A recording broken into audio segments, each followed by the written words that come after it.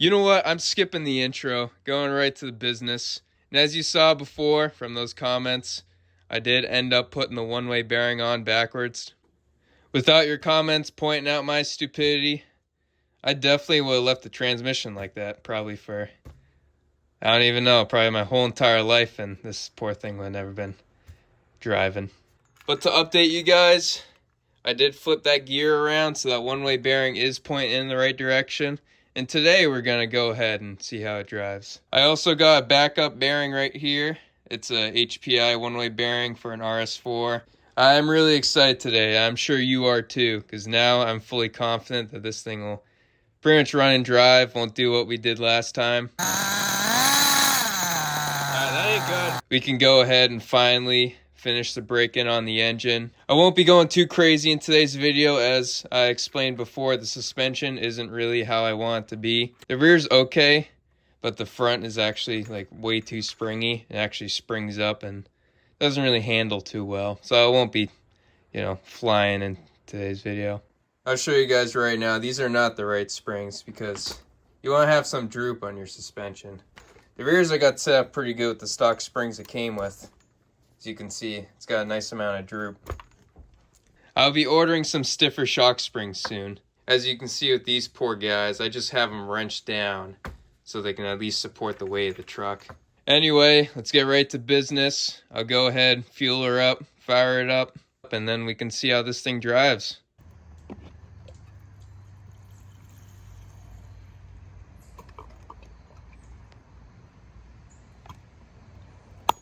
Spilt a little bit.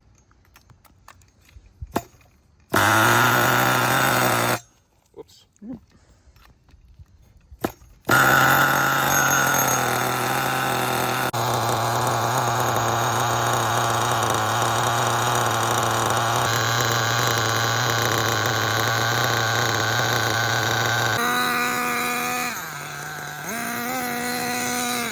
It moves.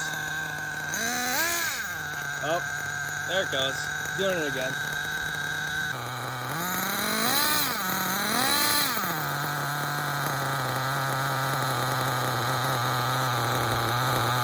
Alright guys, so we're back out. As you know from the last video, I did have that one-way bearing on backwards. So I just flipped it over. And as you saw in the video right before this, it blew up again. So instead of settling with the cheap Chinese ones, I ended up getting an HPI one-way bearing.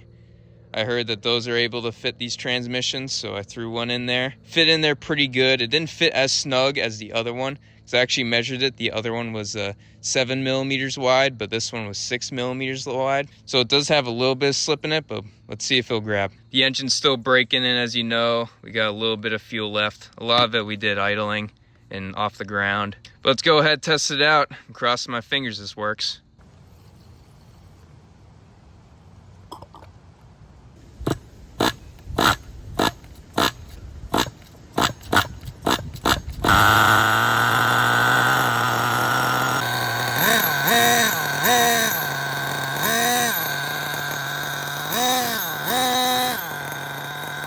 That steering is so bad.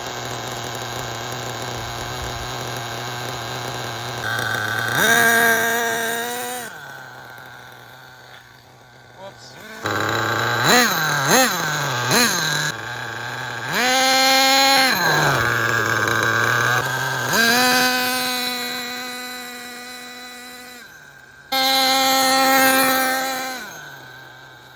Oh, this thing.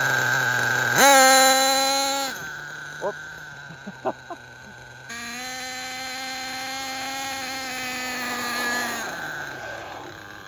Yeah, let's not do that. Almost ran into the dumpster.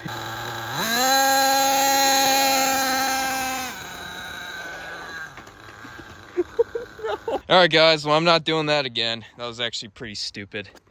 Now I'll show you where I went wrong. So right here's my little steering setup.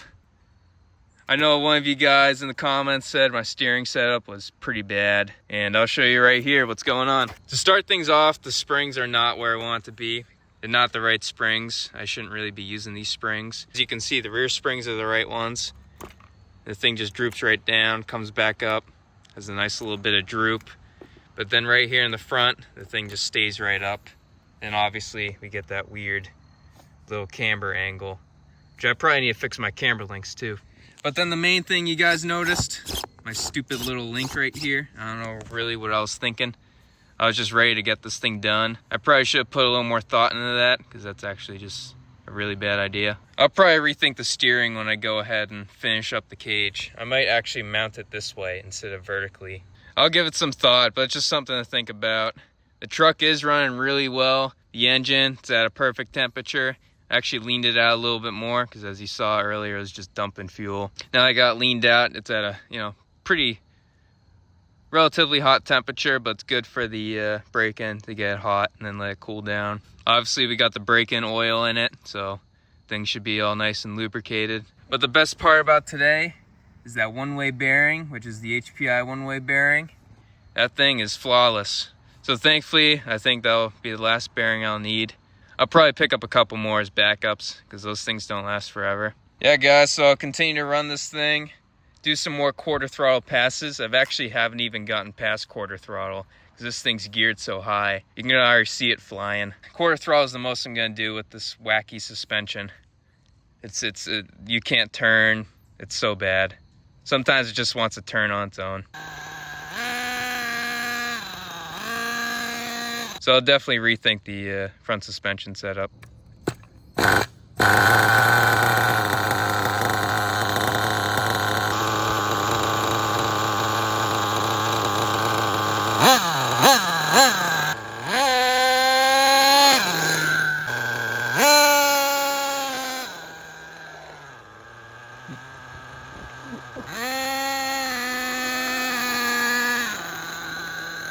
Oh! First flip. First flip. Oh, jeez. It doesn't like the bump. Oh, boy. Straight to the curb.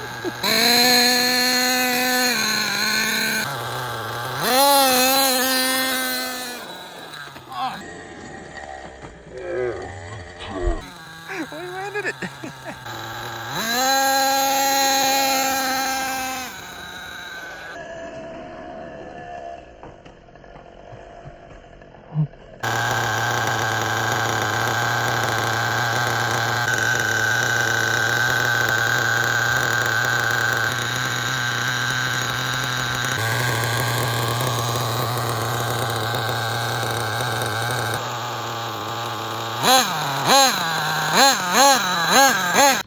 Well, I'm slightly embarrassed. This thing handles probably worse than a 500 horsepower shopping cart.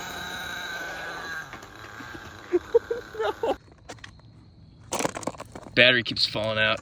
I think it's time I actually take this apart again and actually finish what I was meant to do. I said in last video that battery mount needs to be made, and then now what I realized is this whole steering setup is not going to be good. I can't even go straight. I probably haven't gotten this thing over 20 miles an hour yet. But speaking of its speed, this thing actually just picks up really nicely. And obviously the gear mesh is still good. Nothing to worry about there. That one-way bearing's still good. The rear end with the lock diff puts out the tires pretty good. You can actually see it kind of torque twist. So the sway bar actually, I could probably use a stiffer one to help that keep those wheels down. And I am very, very happy this engine is running really well. That K5.9 carburetor is actually a good match for it. But I'm very pleased. It is a work in progress. Obviously the cage isn't painted. When this cage is painted, it should be all ready to go, all set. So what you'll see next time is, hopefully, I get to fixing that steering, but also I'll start the paneling, weld in that little battery mount. And also what I noticed on some of the crashes too, that tank is exposed right there. So I'm definitely gonna have to weld in a little piece of metal there, a skid plate, and just put that in the rear. And then same thing for the front. I gotta work on our front skid plate too. But I'd like to thank you all for watching the video and all my new supporters. It definitely means a lot to me. That last video, you guys just blew up. That thing got over 4,000 views in a week. I couldn't believe it. And I'll keep working on this truck for you guys. I do get a little busy, so I really only got probably weekends to do my RC stuff. But thank you all for watching. In the future, while I'm working on this behind the scenes, I'll probably run the LST too. I'm planning on running the LST again. Also the Truggy. The Truggy needs a diff cup, so when the diff cup's replaced, I'll get to that. But again, thank you so much for watching, you guys. I'll conclude you with this today. The trophy truck finally drives. So after 2 long weeks, I was able to get to run again. Finally. No broken gears, you know, no BS. Just running. I'll see you later.